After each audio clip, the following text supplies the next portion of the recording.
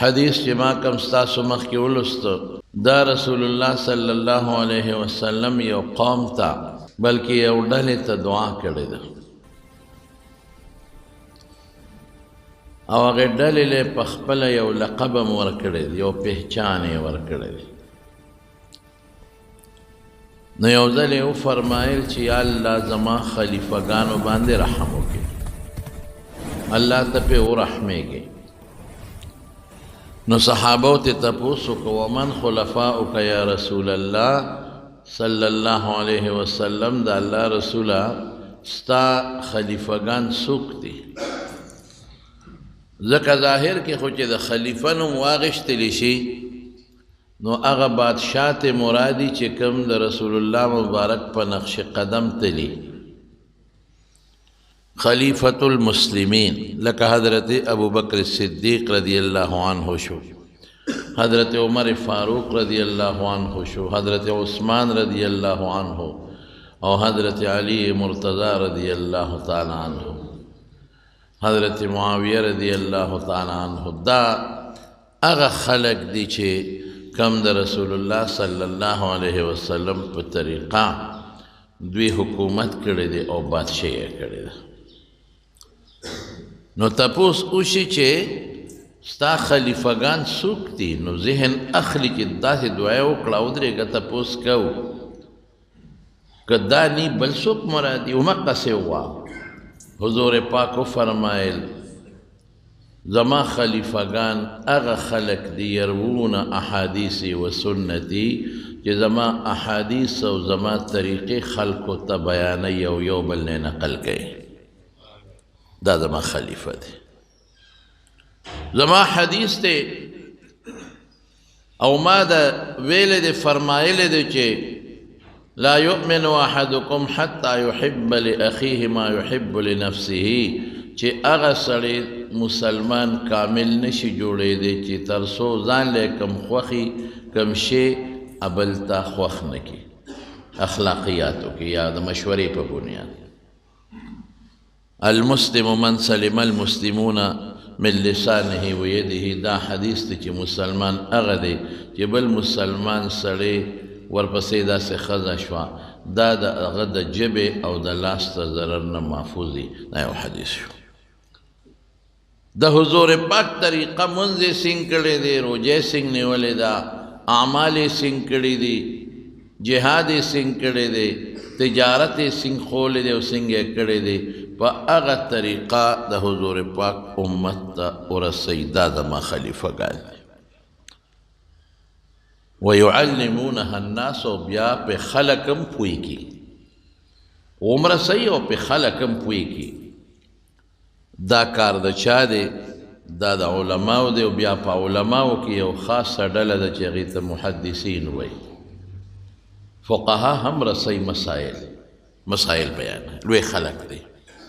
علماء کرام هم لوی خلق دی مسائل ذکر کوي خلقو ته د خلقو اصلاح کوي د عقیدې د عمل د اخلاقو د حضور پاک د سنتو ترویج کوي خو روایت الحدیث یو حدیث ته یو نه بل ته نقل کول او د هغې په معنا خلق پویول ټیک ته علما هم دا کار د فقها هم دا کار خو د دې کار پوره ذمهداري او یو انداز سره بیانول د محدثینو کار د محدث ورته وایي جلال الدین سیوطی رحمت اللہ علیہ په تدریب الراوی کې لیکلی دي زمونږ دا علما چې دي سلف هغې امیر المؤمنین لفظ استعمالی امیر المؤمنین او تاسو هم امیر المؤمنین نوم اورئ د مسلمانانو بادشاه نو دوه قسم امیر المؤمنین دی یو د مسلمانانو امیر خلیفه ته وایي امیر بادشاه ما خو تاسو ته وایي چې هغه امیر مراد کوم چې کوم د حضور پاک په طریقه روان دی هغه امیر المؤمنین دوه ډلې دي خلیفه دوه ډلې دي یو بادشاه دی لکه حضرت ابوبکر صدیق شو یا نور حضرات یو هغه امیر المؤمنین دی چې هغه خلیفه دی د پیغمبر علیه السلام په درسونو کې او په احادیثو کې دی بادشاه ته خلک رجوع کوي چې څه مسله پیښه شي دی بل بادشاه ته خلک رجوع کوي چې څه دینی مسله پیښه شي یو بادشاه دی حضرت ابوبکر صدیق ادا حکومت بادشاه دی ټیک ته لوی محدث دی خو شغل یې ټول دی خواو یو بل بادشاه دی چې هغه ته امیر المؤمنین فی الحدیث وی هغه ته یو فقیر ملنګ صحابي هغه ته حضرت ابو هریره ویلي د امیر المؤمنین د دې حدیث نه وته دی دا دواړه د حضور پاک خلیفګان دي کوم چې حکومت چلی د سنتو مطابق کوم چې حکومت چلی او د رعیت خیال ساتي د قرآن و سنت مطابق والا منهاج النبوه د پیغمبر په طریقه روان دي دام امیر المؤمنین دی دام د پیغمبر خلیفه دی او دا هم خلیفه دی او وارث دی امیر المؤمنین دی چې د پیغمبر په ګدۍ ناست دی او د حضور پاک احادیث خلکو ته بیانوي او د هغې په مقصد او په معنا باندې خلک پوهوي هغه تم امیر المؤمنین وی حضرت عمر فاروق تا او ابو هریره تم امیر المؤمنین وی هغه ته امیر المؤمنین په کومه معنا سره وی په امارت او په دولت او په سلطنت کې او د امیر المؤمنین په څه بنیاد وی په احادیثو مبارکو کې صرف دا یو درته ذکر کوم حضرت ابو هریره نوم به تاسو ټول اورېدلی او ډېر خلک لګیا یي د ډېر محبت او د مینې نه خپل بچي ته هم ابو هریره نوم ایږدي ابو هریره ابو هریره ورته ولې وایي ابو هریره په عربي ژبه کې پیشونګلی ته وایي هره پیشو ته وایي او هریره پیشونګلی ته وایي او اب په عربي ژبه کې پلار ته هم وایي او صاحب ته هم وایي ملګري ته هم وایي ابو هریره پیشونګلی والا د پیشونګلی ساتون کې دا ولې دوه روایت دي دی وی ما یو پیشونګلی ساتلی وه وی د شپې به مې په اونه کې کینول او سار به مې ځان سره ګرځول اوس هم خلک ساتي څوک طوطیان ساتي څوک مرغان ساتي څوک پیشوګان ساتي دا یو پیشو به مې ساتله وړه غوندې پیشونګلی وه نو ما ته به خلکو ابو هریره وی او بیا چې رالم هجرت مې وکړو مدینې منورې ته رالم هغه پیشونګلی به راسره وه کله به مې دې لستوڼه کې کېښودله وی رسول الله مبارک هم راته ابو هریره ووی هغه لقب یې راته برقرار وساته نو دی ډېر زیات خوښ و قسم د صحابه به د حضور پاک د مبارک خولې الفاظ ډېر زیات خوښول ګوره حضرت علی رضی الله عنه یو ځل د جومات په دې سوري ودو حضور پاک فاطمه رضی الله تعالی عنها کرلا او تپوس یې ته وکړه این ابن عمک د ترزوی د څه شو د پلار د ترزوی خو خلک د ترزوی وایي د ترزوی د څه شو علي وایي ما سره جنګ وکړه غوسه وکړه بار ووته رسول الله مبارک یو صحابي ورپسې ولګي تاسو لاړ شئ وګورئ چې څه شو حضرت علي نو چا ورته وی صاحب د جومات په سوري د دیوال پروت دی دغه دی وده دی حضور پاک ورغې خاورې ته داسې سنډلې هغه ودو قم ابا تراب قم ابا تراب ای خاور والا پاسا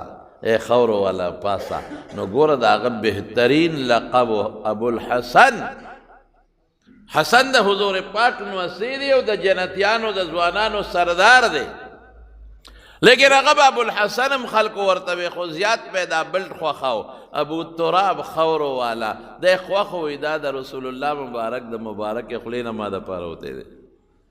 دغه رنګ ابو هریره به وی چې د حضور پاک د مبارک خولې نه وتی دی هغه راله دا لقب برقرار ساتلی دی ابو هریره پیشونګړی والا نن سبا چاته توتی والا یا پیشونګړی والا پې خفه کېږي د پیغمبر مبارک خولې نه و تا مخکې نه درته مقرر دی ذات مام درته دا نوم واغېشته خوش طبیعتین هم خلک داسې نوم اخلي او پې خوشحاله او نوم یې په جاهلیت نوم کې ډېر لوی اختلاف دی علماء حافظ ابن حجر په فتح الباری کې ډېر لوی تفصیله درته نه وایم خو دې په خپله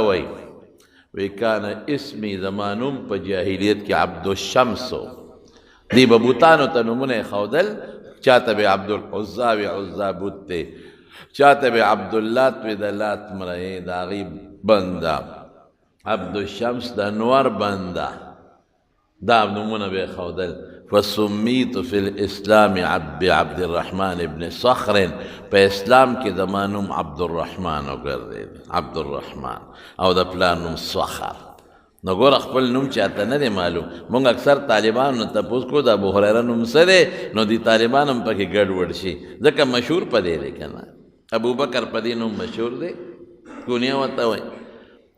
عبدالرحمن نوم دی، او بهترین نوم په نومونو کې ګورې دوه دي، عبدالله او عبدالرحمن.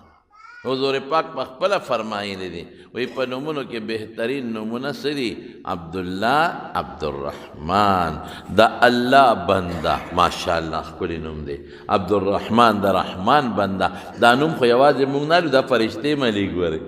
دا نوم یوازې موږ نه لو، دا الله ملی. الله هم زموږ ستاسو نومونه اخلي، فرشتیم زمونږ ستاسو نومونه اخلي. ولې؟ زه به دلیل درته وښیم. حضرت ابی ابن کعب رسول الله مبارک ته راغی او حضور پاک ورته فرمایي ابی کینا، ما ته الله وفرمایل چې ابی ته قرآن واوروه. وی الله سمانی، الله زما نوم اغشتی دی. وی او الله ستا نوم اغشتی دی، د ابی نوم اغشتی دی. خوشحالی نه وجړل.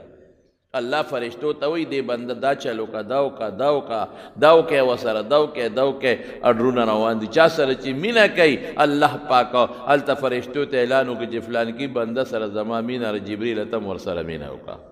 فرشتو ته جبریل اعلان کوي تاسو هم ورسره مینه وکړئ. او ثم توضع له القبول فی الارض، مکه کې د نیکانو خلکو په زړه کې د هغې بنده مینه پیدا شي. نو ګوره چې نوم ښایسته عبدالله نوم دی، فرشتې م وایي د خدای بنده. آها څونه ښکلی نوم.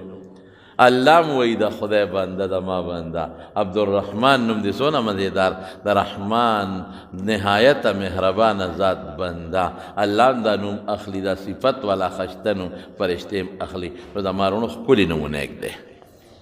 ښایسته نوم والی خراب مه ایږدی. د ډمانو نومونه مه ایږدی. ډېر خلک د ډم نوم زوی له کېږدي، مشهور ډم، او ډېر خلک د ډمې نوم خپلې لور له کېږدي، مشهوره ډمه. دا نومونه مه ایږدی. فرشتې به هم د هغه ډمې نوم ورته اخلي که بندگان او کائنات په مو ته د هغه ډمې نوم اخلي. د ډمې په نوم فخر کوئ. مونږ خلک وایي لکه ناشنا غوندې نوم دی. ناشنا خو دی، خو لیکن ډېر نومونه د صحابیاتو ناشنا شته که نه. اوس خو نن سبا تا سره په دې نیټ شته چې کوم په دې نیټ له ورکه تا ته چې څومره اسلامي نومونه ټول درته راوباسي. د صحابو نوم کېده، د پیغمبرانو نوم کېده، د پیغمبرانو د بیبیانو نوم لوړله کېده، د صحابیاتو کېده، او د نیکانو پاکانو ښځو نومونه کېده. هغې ته به توجه ځي. او دا انسان به هم سوچ کوي چې اوهو زما خو ابو هریره، زما خو عبدالله، دا خو هلکه عبدالله ابن مبارک هم تېر شوی دی، عبدالله ابن مسعود هم تېر شوی دی، عبدالله ابن عمر هم تېر شوی دی، عبدالله ابن عباس هم تېر شوی دی. ګوره تابعینو صحابو کې زم داسې کار وکړم نو څه خبئ ښه نوم پرېږدی. نو نوم یې عبدالرحمن، او مشهور داسې د پلار نوم صخر. او دی د یمن د علاقې اوسېدونکي و. یمن کې یو قبیله د دوس ورته وایي، دوس د دال زور دی ښه، دوسي د هغې علاقې اوسېدونکی دی. او د یمن د ددق علاقې یو صحابي تېر شوی دی، طفیل ابن عمر دوسي رضی الله تعالی عنه. علی حضور پاک هجرت نو کړې مدینې منورې ته. د اسلام لومبۍ زمانه وه چې د یمن نه راغلی و، خدای پاک مسلمان کړی و. هغه تللی و دوس ته، یمن ته، او د اسلام ترغیب او دعوت چلو. یو لویه حلقه خدای مسلمانه کړه. اتیا کورنۍ حضور پاک له را روانې کړې. اتیا کسان نه، اتیا کورنۍ را په مخه کړې. ویې ځای چې ځو مدینې منورې ته چې د حضور پاک په لاس باندې بیعت وکړې. یو په هغې کې حضرت ابو هریره مو، خو دې ته په لاره را مخکې شو. د شوق ډېر زیات و، ډېر زیات شوق یې و، د هغې نه را مخکې شو. او داسې وخت کې حضور پاک له راورسېد چې رسول الله مبارک خیبر فتح کړی و.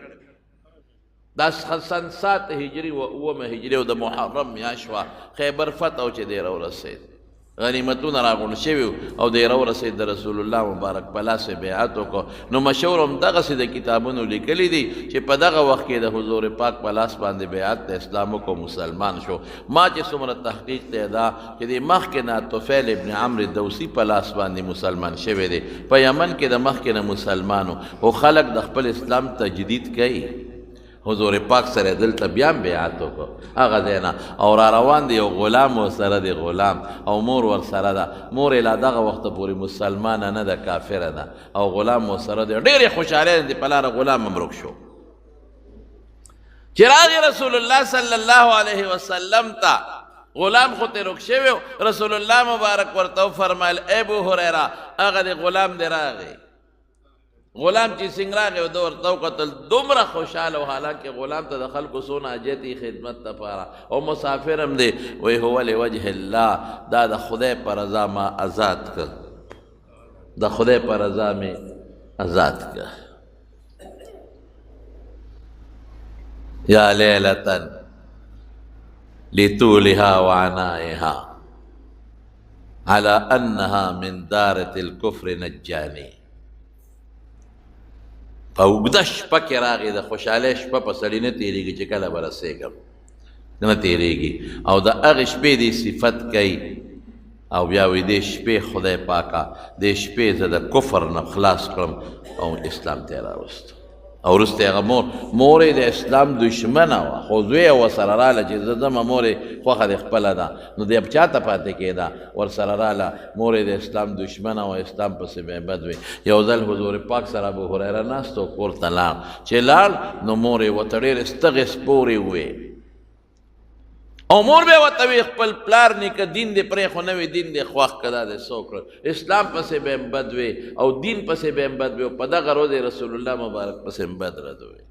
ابو هریره راغی رسول الله مبارک له الله رسوله نن خو زما مور ډېرې ستغې وې بس دوه خبرې مې دي چې یا نن مړ وې او دا خبره مې نه وې اورېدلې ښه به وه او یا ما دا مور خدای مسلمانه کړي حضور پاک مبارک لاس اسمان ته اوچت کړ وی یا الله د ابو هریره مور مسلمانه کړي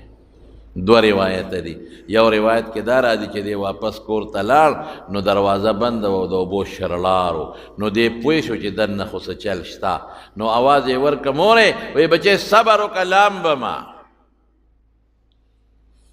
ویلمبل مور او دروازه یې ورته کولاو کړه چې دی ورننه دوی بچې ما ته د ایمان او د اسلام هغه کلمه هغه ټکي وښایه چې ما خدای مسلمانه کړي الله مسلمانه کړه او بل روایت کې داسې هم راځي چې ابو هریره را جومات ته چې څنګه راغی حضور پاک دعا وکړه نو مور ورپسې را روانه وه په منډه راتله وی هغه د الله رسوله مور مې راله حضور پاک دعا کوي غر سره ډغره وایي مور مې راله خو چې څنګه راله حضور پاک ته را مخامخ شو کلمه شهادت یې وی الله مسلمانه کړه ٹھیک ده که نه هلته یې کورم ایمان راوړو بیا د حضور پاک په لاس دوباره تجدید ایمان وکړو الله ایمان نصیب دغه ابو هریره څوک دی مسافر د بل وطن لوړ دنګ وجود غنم رنګ وجود سپین سر او سپین ویښته سر له به یې زیړ رنګ ورکاو ګیرې له به یې سور رنګ ورکاو د ډوډۍ درک نه لګي کم ځای پروت دی صفه کې پروت دی صفه چبوتره وه د جومات نه بار حضور پاک محراب ته مخامخ یو چبوتره جوړه کړې وه او د پاسه یې پې د څانګو د کجورو سپر جوړ کړی و د پاسه هغې سپر لاندې په هغه چبوتره به طالبان پراتو څوک طالبان د دین چې حضور پاک نه دین زده کوي حدیث زده کوي قرآن زده کوي ابه په دا چبوتره پاسه ناستو یو پکې حضرت ابو هریره دی کم از کم او یا کسان او کله به 300 د هغې نه هم زیات شو دی به څه خوړل ماشاءالله څه به یې خوړل اسم نه د کجورو په سیزن کې به خلکو د کجورو غونچکې راوړی نو په دې سپر چت کې به یې ویزان دی کړی نو کجوره خورورو پخېږي نو ټس به یې په کونټی ورکو نو کجورې به ترې پخې را پرېوتې په دې به یې ګزاره کوله هم چې د کجورو سیزن به چې سیزن به ختم شو بیا به کجورې هم نه وې او بعضې ملګري او بعضې د دې صفې والا دا طالبانو د حضور پاک قسم په خدای دا حضور پاک ته ډېر زیات خوښ و قسم په خدای حضور پاک به راغی او دوی سره به کېناستېده په دې صفه کې او الله پاک قرآن حکیم کې آیات راولېږه چې دوی سره ناستو جبریل علیه السلام راغی وی رب العالمین ستا دې طالبانو دې کمزورو سره او دې غریبانانو مسکینانو فقیرانو طالبانو سره په ناسته الله فخر کوي په فرشتو باندې زمانونو مونږ نن سبا د طالبانو نه خلک تېښته کوي طالب چې په رشته دارۍ کې یو کس ملا شي نو خلک په ښه نظر ورته نه ګوري غم خادي وسره پرېږدي. ډېر خلک دي چې بچو له خدای حفظ د قرآن لوی غوندې نعمت ور نصیب که حافظ شي او عالم ترېنه جوړ شي، پلار ورته وایي نه نه نه کار به کوې، مزدوري به کوې او روزګار به کوې او نوکري به کوې، خورو به څه؟ وایي وایي خدای خورو به څه؟ سپی څه خوري، خنزیر څه خوري، کافر څه خوري، یهودي او عیسائی څه خوري؟ وایه الله روزي رسان رزق خدای ورکوي. خوش قسمت انسان، قسم په خدای خوش قسمت انسان هغه دی چې د هغه بچې د قرآن حافظ شي او یا د دین عالم جوړ شي. قسم مې راته په دې محراب منبر د پاسه وکړو. ته خوشحالېږې نه چې ستا زوی عالم شو؟ د خدای نیکبخته رور زوی ته بل ته ووایه ګټه د دې بچي د برکته به تعالی خدای درکوي. ده ته وایي شابه تکله شه زویه د پیغمبر د علومو خدمت وکړه او خلکو ته ورسوه.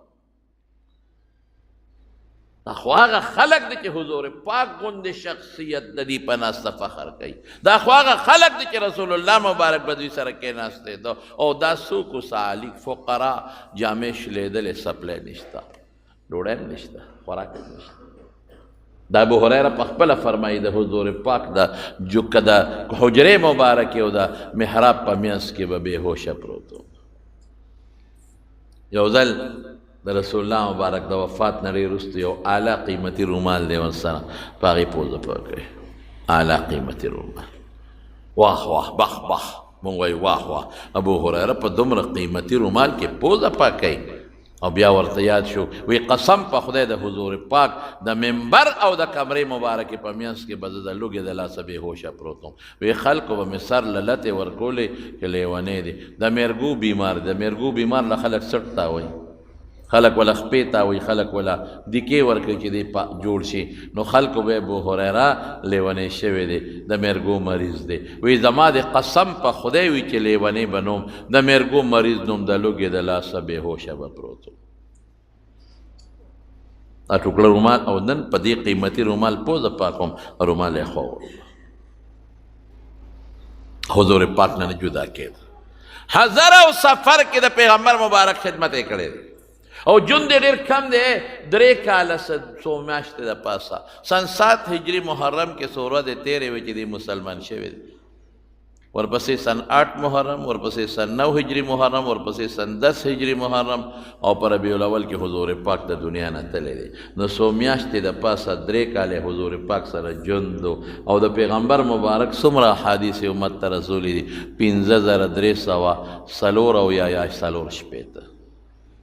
4 5340 څوک 4 یادوي د امت چې وبسونه ورسره د امت ته رسولي دي. او په خپله فرمایي حفظتو من رسول الله صلی الله علیه وسلم وعاءین، 2 لوښي مې د حضور پاک نه ډک کړي دي، 2 لوښي د علم لوښي.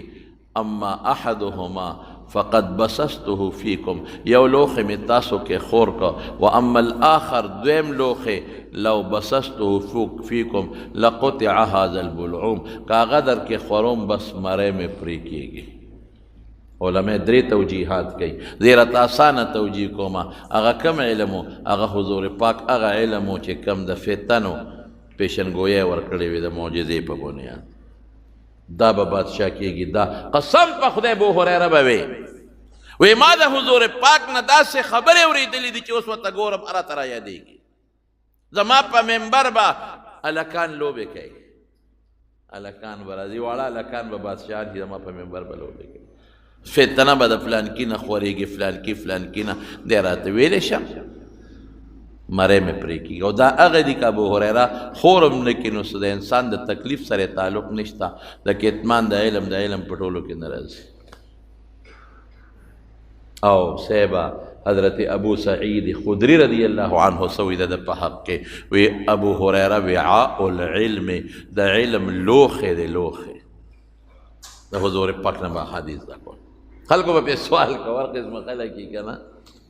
وی ستا 3 کاله د حضور پاک سره تقریبا تیر شوي دي او دومره حدیث بیانې او ورشه نور صحابه وګوره د هغوی خو د حضور پاک سره چا 15 کاله، چا 10 کاله ده، چا 20 کاله ده، چا 30 کاله تیر شوي دي. دومره حدیث هغوی نه بیانوي څومره چې ته بیانوې، دومره هغوی نه بیانوي څومره چې ته بیانوې. دله به کله قار ورغی وی خدای پاک قرآن شریف کې فرمایي چې چام علم پټ کا هغه له لویه سزا ده الذین یکتبون لیکن نو که دا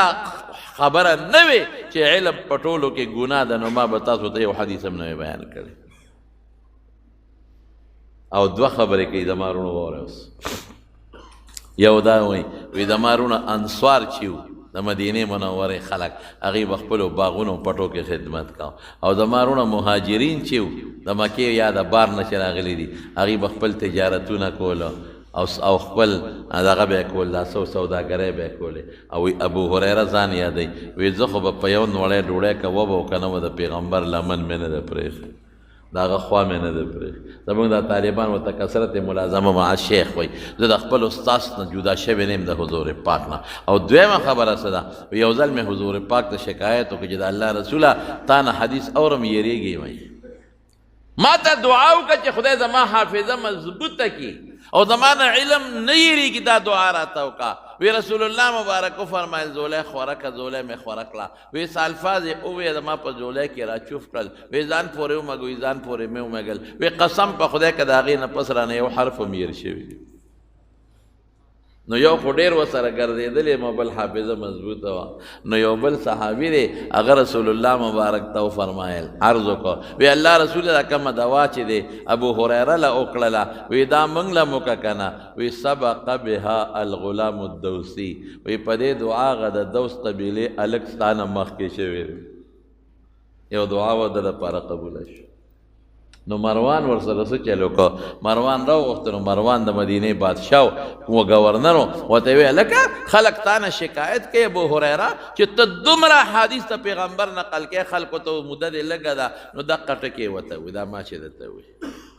نو بیا ورسره مروان څه چل وکړه بیا یې ورېږوي دنه موږ معلومات اخلو نو یو عالم یې راوسته او د کرسۍ شاته یې پټ کېنو وی زه ابو هریره راغواړم او حدیث دې اورم خو په یادو لګیو او تی لیکه ځان سره چې دې ته ونه ویني د پردې شاته پټ کېنولو ابو هریره نه تپوس کا هغه به حدیث بیانو ډېر زیات احادیث یې بیان کړل ورته وی بس مروان په دې نه پوه کړو موږ دې یو څو حدیث بیان کا نو هغه حدیث یې ورته بیان کړل دې لاړ اخوا سړي لیکلي نو کال پسې بیا ابو هریره راوغوښته مروان ته ابو هریره پر اوس کال چې ما ته کوم حدیث اورولي هغه خو راته لږ بیان کا او سړي ته یې ویې ګوره ورته پردې نه شاته چې ده بیان کړل اقسې یې وویل چې کال مخکې ویلي یو حرف پکې زیات او کم نه کړ مروان مې بس ما ومنله او حضرت عایشه صدیقه رضی الله تعالی عنها هغې هم په اعتراض وکړه ورته ابو هریره زما خو د پیغمبر مبارک سره 9 کاله شوي 9 کاله د مکې جون چې مونږ کره به راته هغه د هغې د پاسه دی 9 کاله تقریبا ټکې ویم دا زما د حضور پاک سره تیر شوي دی او په کوټه کې ورسره یو ځای په کور کې یو ځای دومره حدیث خو مونږ ته نه دی اورېدلی چې څومره ته بیانوې 2210 حدیث د عایشې صدیقې نه نقل شوي دومره خو نه دي لکه څومره چې ته ما ورسره څوک ژوند و ابو هریره ستاسو ژوند و ډېر ښکلی جواب ورکوي ډېر مزېدار ورته وایي د خوشطبع الفاظ دي ښه څه بېعزتي د چا نه ده ورته یې وی ای د مسلمانانو مورې وی تا به د حضور پاک د خاطره حالانکه عایشې صدیقې هم د پیغمبر مبارک یو ټکي محفوظ کړی دی امت ته رسولی دی عایشہ صدیقہ رضی اللہ تعالیٰ عنہ پا صحابیاتو کے محدث هم و مجتہد فقیہ هم و مسائل بے مرستلو اکابر صحابہ کرام شاگردان دی فکور کی دن نے پردہ تڑ دیوا اس وقت برال اجازت پہ وقت اجازت تے او نورادن نبشو پردین پورے غاڑا بناستو دی بوتا حدیث بیانو لغی بورے دل دیر عابد ذاکرہ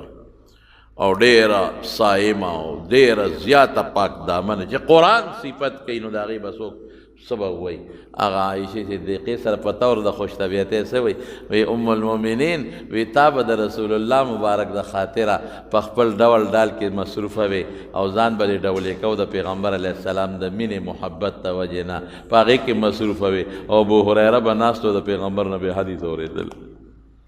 هغې ورته وخندل دا ابو هریره محدث دی امیر المؤمنین فی الحدیث سلطان اہل صفہ دا اہل صفہ و بادشاہ او دا پیغمبر مبارک خلیفت رسول اللہ صلی اللہ علیہ وسلم فی روایت الحدیث دا پیغمبر مبارک خلیفہ دا ابو ہریرہ دی زما رونو مقام خدای کم مقام ورک الله اکبر او جون خدای کم جون ورک مړه مونږ خو وایو چې خدای پاکه اس دې نه وي اس دې نه وي خو چې د ایمان او د اسلام په حالت کې مو د رسول الله مبارک دی وجود ته یو جھلک خو کتلی دړه ارمان ولې بس یو جھلک کتلی وي مرګ دې بیا راغلی وي خیر دی خو چې ایمان او د اسلام په حالت کې د هغې دا مبارکه چهره هم د هغې په جون مبارک د دنیا کې لیدلی او حضرت ابو هریره څه کوي څپلی ورپسې ګرځي ابو هریره څه کوي ګرځي ورسره یو دی جدا کېږي نه د حضور پاک نه او د پیغمبر مبارک نه حدیث اوري او بیانوي او یو حدیث څه ته وایم یو ځل یو سړی راغی او حضرت ابو هریره ته وی ابو هریره یو حدیث به ماته د حضور پاک وی خو داسې حدیث به وی چې تا په خپله د حضور پاک نه اورېدلي او بیا دې یاد کړي همي او ستا او د هغه په منځ کې بل څوک نه ابو هریره ورته څه وی وی ما د حضور پاک نه دقه ځای کې یو حدیث واورېد دا واورئ ښه او چې مې بل څوک زما د هغه منځ کې نو یو حدیث مې ترې واورېد او مې یاد که او چې پیغمبر مبارک دا حدیث ما ورته کتل اورېدلی دی یاد کړی مې او ناګانه چغې والا بېهوشه پرېوت بیا هوش کې راغی بیا ورته وی ما په خپله د حضور پاک نه یو حدیث اورېدلی دی بل څوک زما د هغه منځ کې نو په دې غوږونو په دې زړه کې مې یاد کړی دی دلته دقه ځای ناست و بیا چغه کړه بېهوشه شو درې ځلې دا چل وشو بیا په څلورم ځل او خلکو هغه سړي ته وی دا څه غم دی راوړه زموږ شیخ دی بار بار بېهوشه کړه بیا څه وایي ما د حضور پاک مبارک نه اورېدلي زما وروڼو واورېده چې د قیامت پر به درې کسان خدای پاک را مخکې کړي په دقه وخت دې زړه کې مې یاد کړي اوسه پورې محفوظ دی یو حرف رانه پکې نه دی یېر حضور پاک ته مې کتل چې دا حدیث فرمایا درې کسان به د قیامت پر ورځ خدای پاک راولي هغه یو ته به وایي وایه که نه بنده ما خو درله ډېر مال درکړی او تا څه کړي وایي الله پاک تا مال را کړی او ما د الله په لار کې خرچ کړی دی صدقې مې کړی دی ډېر زیات مې خور کړی دی د الله په لار کې رب العالمین به وفرمایي کذبته دروغ دی ووایي او چې څومره فرشتې ولاړې دي دغه میدان کې ټول به ورته وایي کذبته دروغ دی ووایي بیا به الله وفرمایي تا دا خیراتونه کړي دي صدقې دي کړي دي خو یقال انک هو جواد انک جواد دې له چې خلک وایي فلان کې ډېر سخي سړی دی مال دې نه دي کړي چې نوم وګټي او خلک وایي ښه سړی دی هغه نوم دې په دنیا کې ګټلی دی دلته اسم نشته د سپیمو کې ولا زنځیر واچوي پړ مخې جنت ته وغورځوي دوزخ ته وغورځوي بل ته وایي وایه که نه څومره ښکلی غټ وجود مې در کړی و یا والله څه دې کړي دي ما جهاد کړی دی ستا په لار کې هغه جهاد مې وکړو چې شهید شوم د دې نه غټه قرباني الله به له کیدی شي الله به فرمایي کذبته ټولې فرشتې به وایي کذبته دروغ دی وي الله به فرمایي تا دا ځان وجلی دی بالکل او تا جهاد هم کړی دی خو ما دپاره نه دې دپاره چې خلک وایي چې فلان کې ډېر بهادر دی ما دپاره دې نه دي کړی خلکو ته ته وایي بهادرۍ له انوم دې ګټلی دی دل هم سپیمو کې پړې واچوي دوزخ ته وغورځوی درېیم ته وایي قاري صاحب وایه که نه قرآن مې نو در کړی او الله راکړه څه دې کړي دي ما خو تلاوت کړی دی ورځ او شپه او سهار او ماښام مې تلاوت کړی دی الله به ورته فرمایي دروغ دی ووایي ټولې فرشتې به ولاړ هغې به ورته دروغ دی ووایي تا دې دپاره دا ویلي وقال انه قارئ چې دی بهترین قاري دی ښکلې تلاوت کوي اوهو هسې ډېر رانه بار راوایسته ډېر ښایسته قاري دی سپیمو کې زنځیر واچوي دوزخ ته ور لړه کې هغه نوم دې په دنیا کې ګټلی دی حضرت ابو هریره وی دا درې واړه هغه کسان دي چې لومبې به خدای پاک جهنم په دې درې واړو باندې غرغنډه کړي دا حدیث اورېدلی یو ځل د حضور پاک نه تپوس وکړو د الله رسوله من اسعد الناس بشفاعتک ستا د شفارس باندې نیکبخت سړی هغه نیکبخت څوک دی چې ته به له قیامت پر سفارش کوې هغه نیکبخت څوک دی چې ته به قیامت پر ورځ ورته سفارش کوې آها حضور پاک ورته څه وایي وایي ابو هریره ما ته پته وه چې دا تپوس به ته کوې بل څوک به نه کوي ولې من اجل حرصک علی الحدیث ما ته د حدیثو متعلق ستا حرص معلوم دی چې ته د حدیثو معلومتیا څومره زیات معلومول غواړې پیغمبر مبارک یې تحسین وکړي ستا حرص دی په حدیثو خلق په مال حرص کوي مطلب دا او ته په حدیثو حرص ما وي اسعد الناس بشفاعتي یوم القیامه دا به ورې چې خوشحاله شي نیک هغه نیک بخت چې زه به هغه د قیامت پر سفارش کوم من قال لا اله الا الله چې هغه مسلمان شي او کلمه شهادت ووایي ټول وایي اشهد ان لا اله الا الله واشهد ان محمدا عبده ورسوله دا نیک بخت دی دا ابو هریره حضور پاک نه جدا شوی نه دی د رسول الله مبارک خدمت یې کړی دی او احادیث مبارک یې راواغېستل او امت ته ورسول ډېر لوی سعادت دی قسم په خدای د رسول الله مبارک د احادیثو خدمت الله دې زمونږ نصیب کړي نو بس دا خبره او الله دې قبول کړي او الله ستاسو بچو کې هم داسې خلک پیدا کړي چې د حضور پاک د احادیثو خدمت وکړي قسم په خدای د پیغمبر مشن دا دی ګوره زما د محدثینو د حدیثو استادانو قدر کوئ عزت کوئ د علماو قدر کوئ څومره چې در سره کیدی شي تعاون ورسره کوئ مدد ورسره کوئ مینه ورسره کوئ صرف په دې خیال چې دی د الله د کتاب او د پیغمبر مبارک د حدیثو درس کوي خلکو ته د پیغمبر مشن د لاس کې نیولی دی او د پیغمبر دین خلکو ته رسوي هغه دین کوم دپاره چې د دواړو جهانو مبارک سردار څومره تکلیفات برداشت کړي کار خو نن دوی کوي که تا په خپل مال کې دوی سره حصه وکړه تاله به خدای په هغې کې برکت واچوي که تا هغوی له ډوډۍ ورکړې او نوړی تاله به خدای په خپله نوړی کې برکت واچوي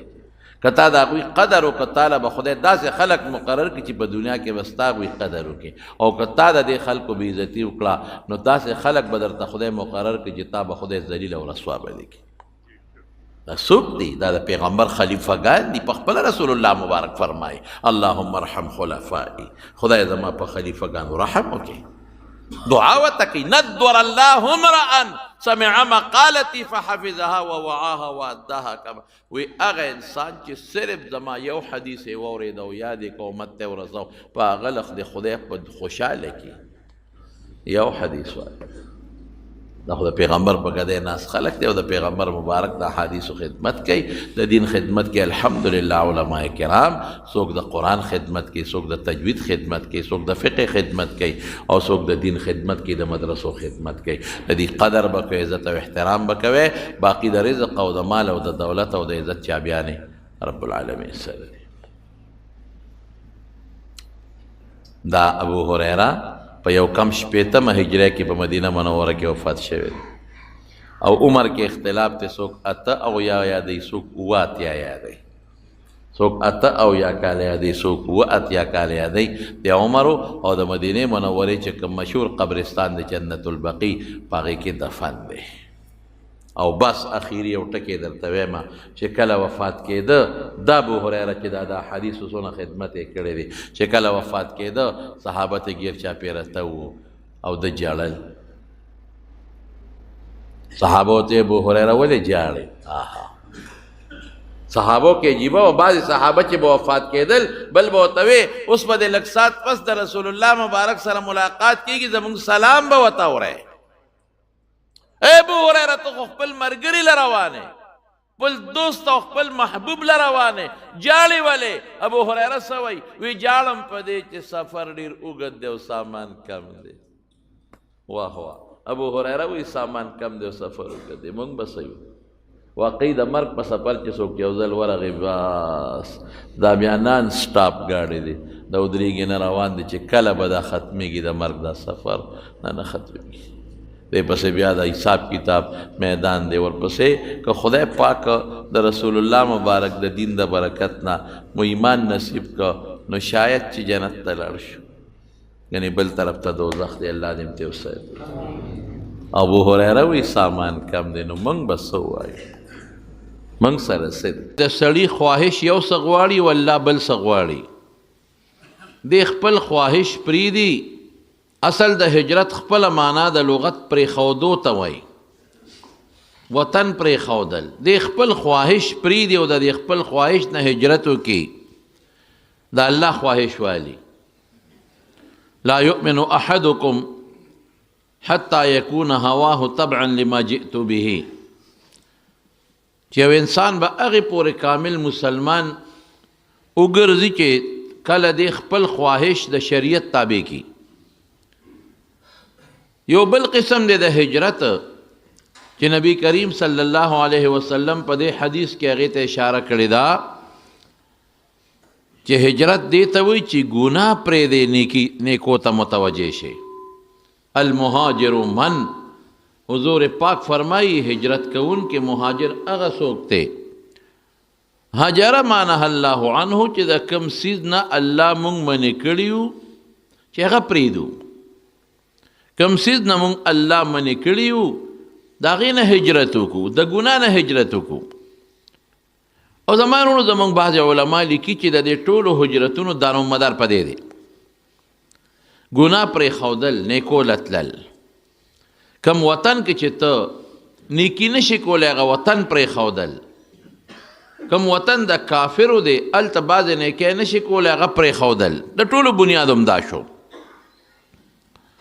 نو چې یو سړی ګناه پرېږدي او نیکۍ طرف ته متوجه شي او دا هجرت د ګناه نه وکړي،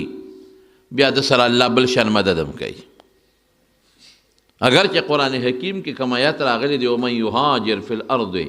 ومن یهاجر فی سبیل الله یجد فی الارض مراغما کثیرا وسعا، هغه د هغې هجرت متعلق الله وایي چې چا د کافر وطن پرېښود او د مسلمان وطن ته لاړ، نو الله وایي دله به زه ډېر څیزونه ورکم. خو چې دا څوک ګناه پرېږدي او نیکو طرف ته لاړ شي، د ګناه نه نیکو طرف ته هجرت وکړي، د معاصیو نه طاعاتو طرف ته وکړي، زما وروڼو دلم خدای ډېر لوی برکتونه ورکوي. او زه به د هغې یو څو مثاله تاسو له درکړم. مولانا اشرف علي تانوي رحمت الله علیه او قاري طیب صاحب دواړو لیکلې ده دا واقعه چې یو سړی هغه په مشکي بابا مشهور و.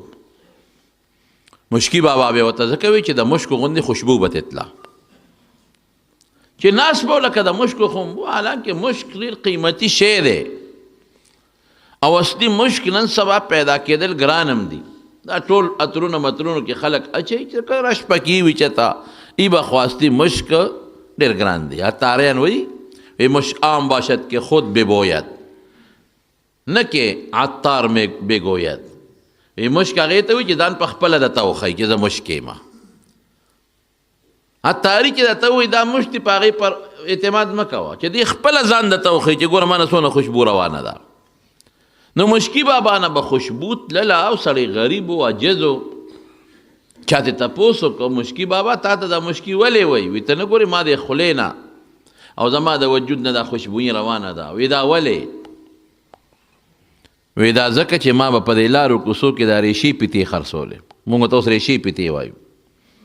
دا بکسوې خرڅول او ګومنځې خرڅول او دنداسه خرڅول، رانجه خرڅول.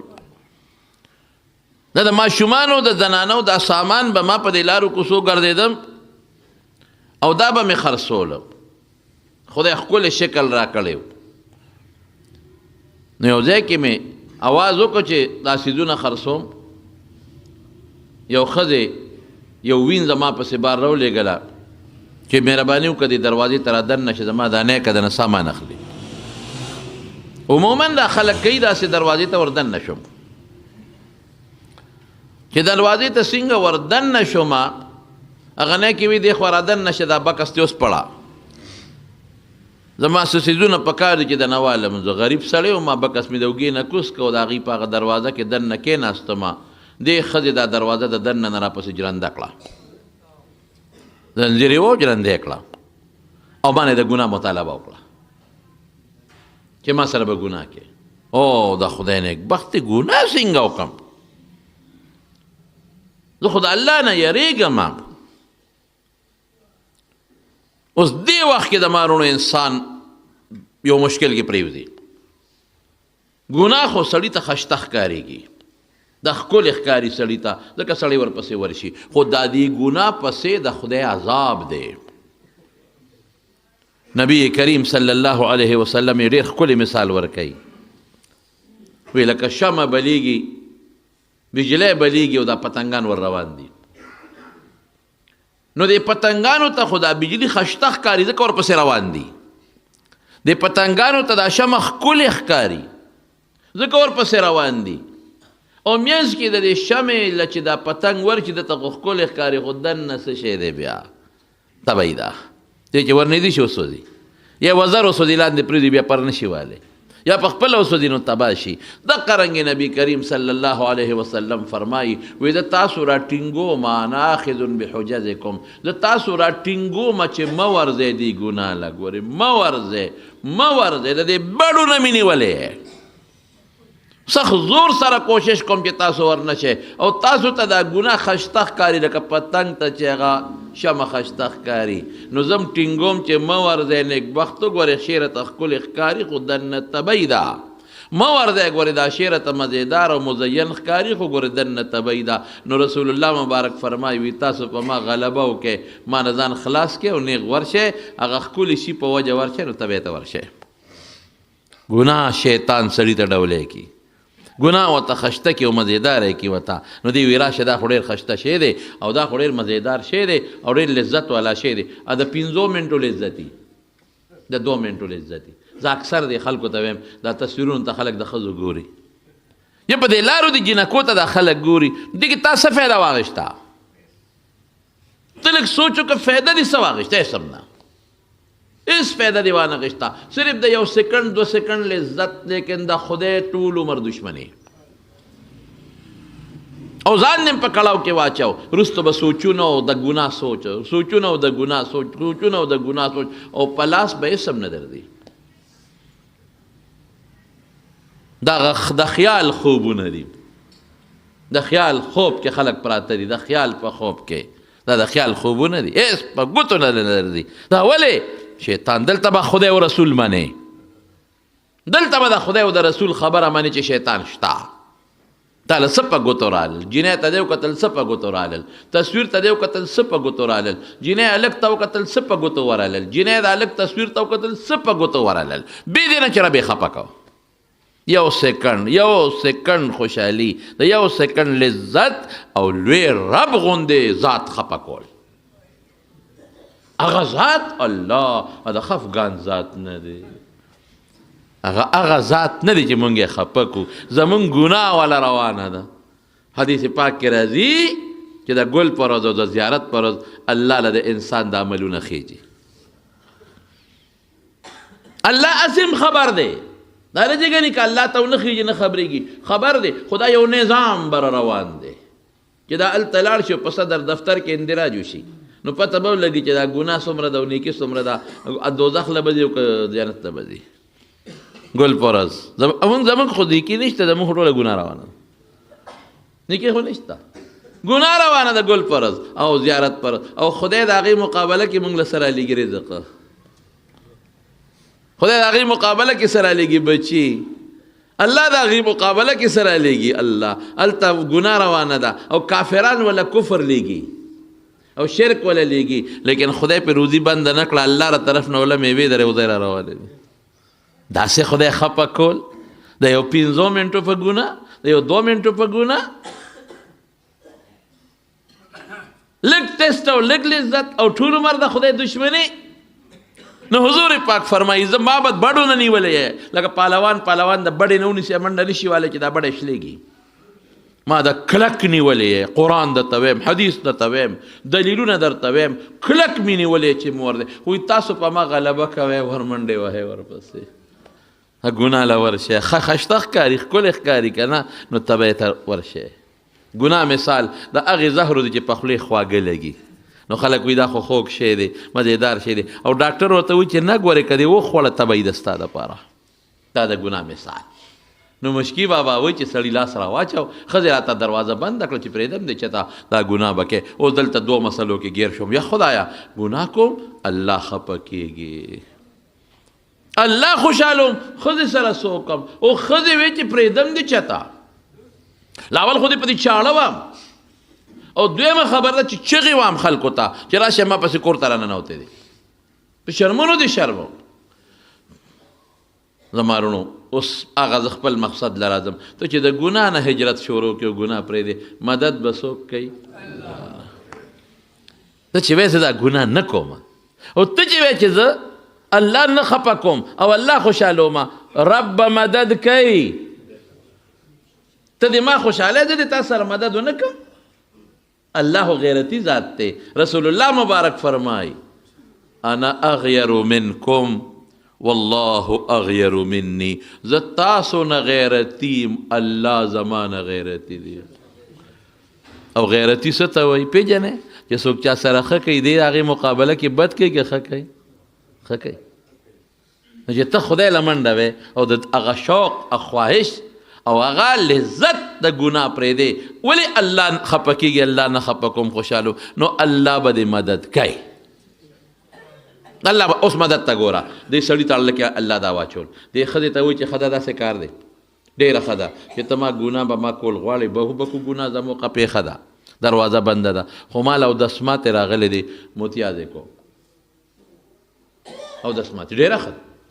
او دسمات اوس دلته راته ونه بیګم نه دغه خسل خانه ده ورده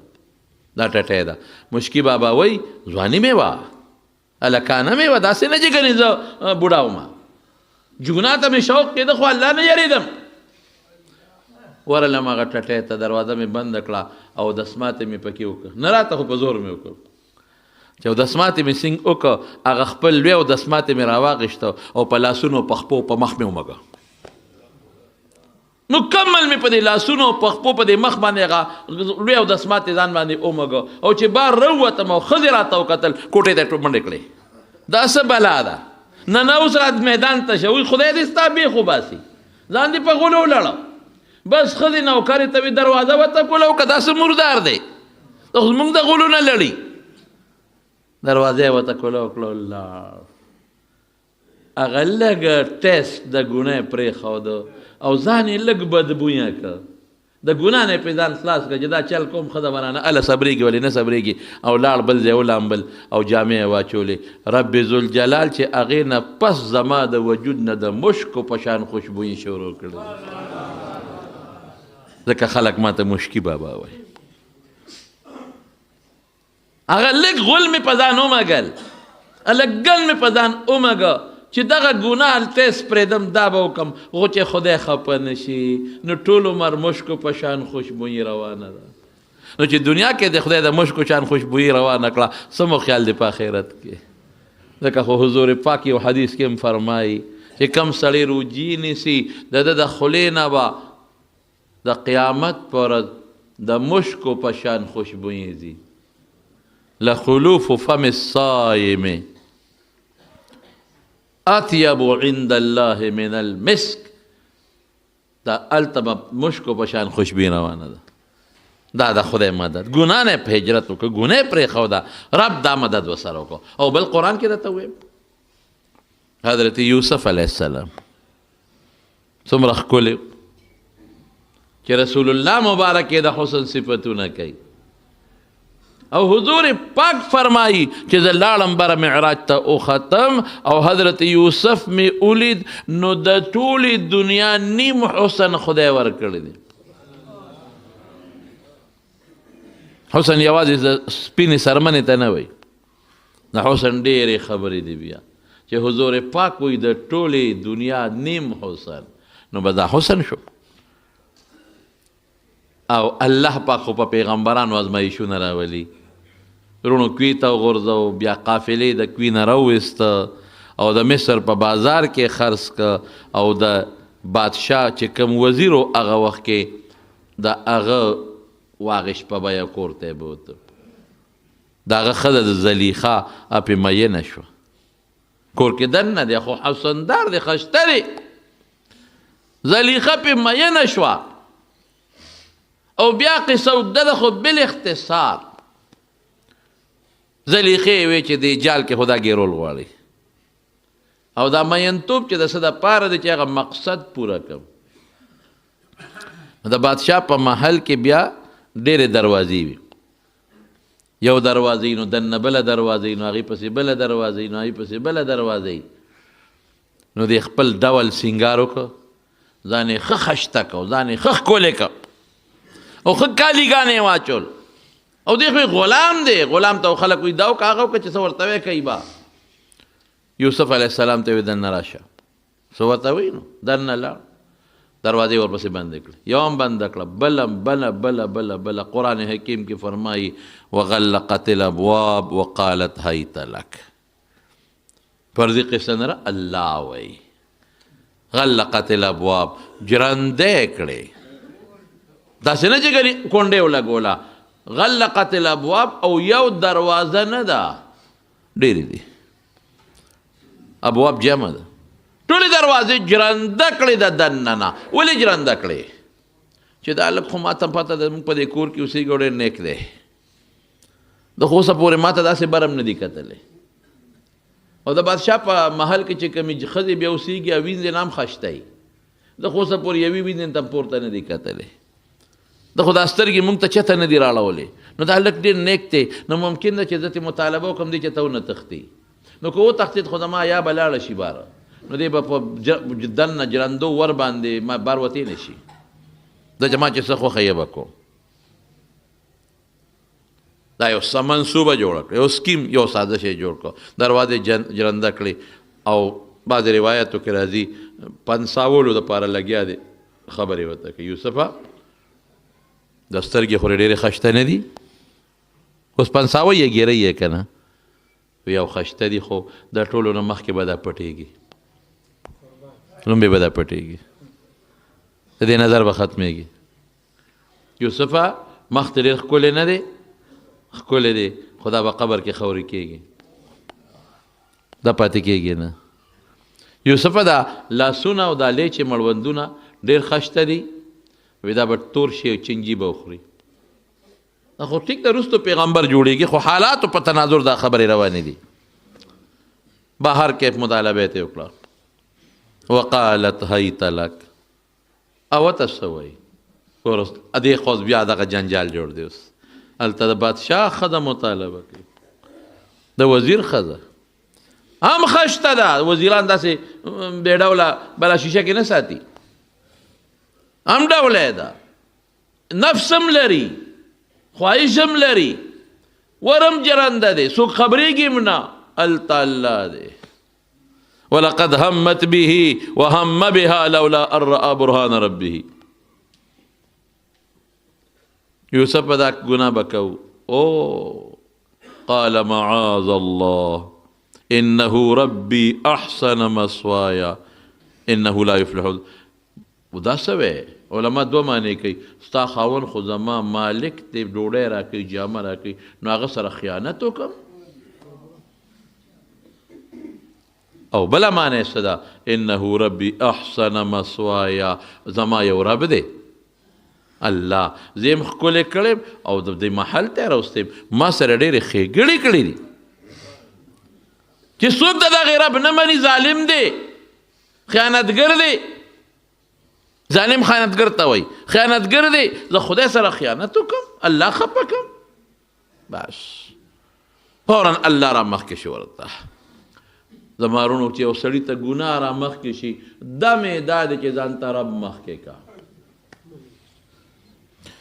او دا اړه را راوله چې دا ګناه به وکړم خو زما نه به خپل ښکلی خدای خفه شي بیا به د الله مدد کوي رب را مخکې که انه ربي احسن مثوایا نو ما یو رب شته ما سره څومره ښېګړې کړي دي څومره ښکلې ښکلې ټیکانې او څومره ښکلې ښکلې ځایونه یې را کړي دي خفه کم کوم یې خفه که خو تباه به شم غرق به شم ته چې ته کېږي زلیخا اوس په ضد ده چې نه ګناه به کوو او یې نه کوو بس دی کې اوس څه وایي اوس یوسف ته پته ده چې دروازې جرنده دي علیه السلام دا نه چې ناپوهه دی هغه ته پته ده چې ما پسې خو ډېر دروازې جرنده کړي دي خدای څه راسره کوي دروازې جرنده دي اوس دی د ګناه نه هجرت کوي دا هغه د هجرت خبره ده الله بس زه یو منډه وام باقي ستا مدد دروازه خو جرنده ده زموږ چونجي خو ما سره شته نه کولاولی نه شمه خو زه ما یو خپل وس ته به وکړمه نو هر سړی په خپل وس باندې پړ دی لا یکلف الله نفسا الا وسعها په خپل نفس انسان پړ دی الله به زما د دغه دروازې پورې منډه ده باقي ستا خوښه ده قرآن حکیم کې الله تعالی فرمایي واستبق الباب وقدت قميصه من دبر والف یا سیدها لدى الباب. چې د څنګه مړ کړي د دغه واسطه د ګناه نه تختی دا نه چې خدای سبا کوم یا خدای سبا کوم جګړې نه کوي د زلیخې سره نشم کولی جګړه څنګه که جګړه کوم خو بل غم جوړېږي سبا به الزام ولګي چې ماته لاس را چولې دی که چغه وامنو هم چغه مې څوک نه اوري فریاد مې نه اوري دروازې هم جرنده دي بل خوا تللی هم نشم وکم څه دغه مې وست الله نه کوم ګناه نه کوم رب نه خفه کوم د خپل مالک سرام خیانت نه کوم چې کوم مالک زماله ډوډۍ را کوي د هغه ښځې باندې لاس اوچتول خو هغه سره خیانت دی لا نه کوم خو چې څنګه دروازې ته منډې کړې الله دروازه کوله وکړه چې په دویمه ورځي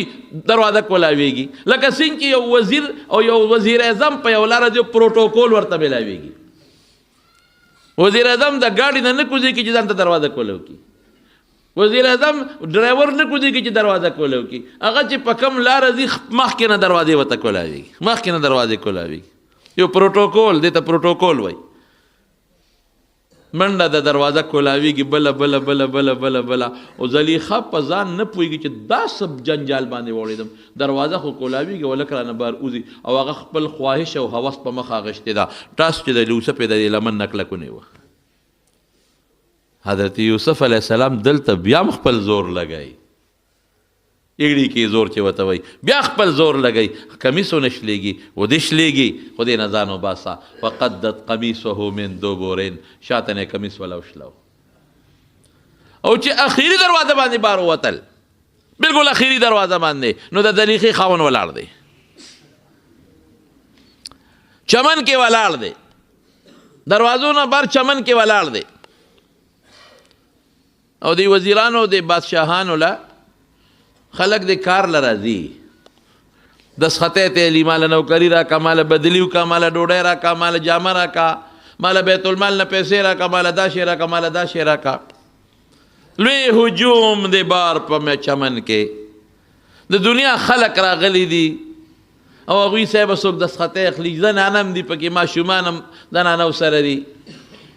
چې دی په داسې په بد حال ورغې دته خو پته نه چې ځان وباسي